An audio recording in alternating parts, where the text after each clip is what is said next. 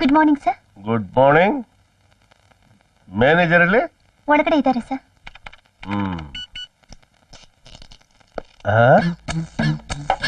ಏನ್ ನಿನ್ ಮಗ ಉಲ್ಟಾ ನಿಂತವನೆ? ಉಲ್ಟಾ ನಿಂತಿರೋದ್ ನಾನಲ್ಲ, ನೀನೆ.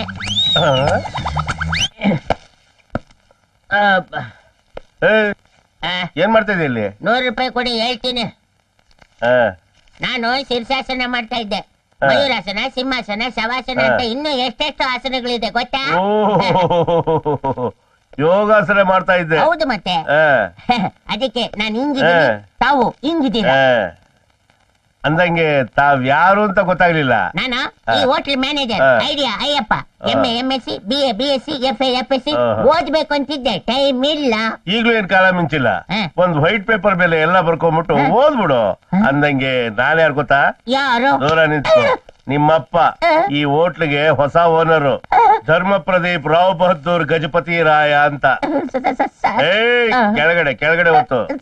ಸಾರಿ ಸರ್. ಅಲ್ಲಯ್ಯ, ಹೋಟ್ಲ್ ಅವರ್ಸ್ ಅಲ್ಲಿ ನೀನ್ ಯೋಗಾಸನ ಮಾಡ್ತಾ ಇದೆಯಲ್ಲ, ಇದೇನಾ ನೀನ್ ಮಾಡೋ ಕೆಲಸ ಜನರಲ್ ಮ್ಯಾನೇಜರ್ ಆಗಿ? ಅಯ್ಯೋ, ಇಲ್ಲಿ ಯೋಗಾಸನ ಮಾಡ್ಲಿಲ್ಲ ಅಂದ್ರೆ ಇಷ್ಟೊತ್ತಿಗೆ ನಾನು ಶವಾಸನ ಆಗ್ಬಿಡ್ತಾ ಇದ್ದೆ ಸರ್. ಯಾಕಯ್ಯ, ಇಲ್ಲಿ ಬಿಸ್ನೆಸ್ ಏನಾದ್ರು ಡಲ್ಲ? ಅಯ್ಯೋ ಇಲ್ಲ ಸರ್, ಸೂಪರ್.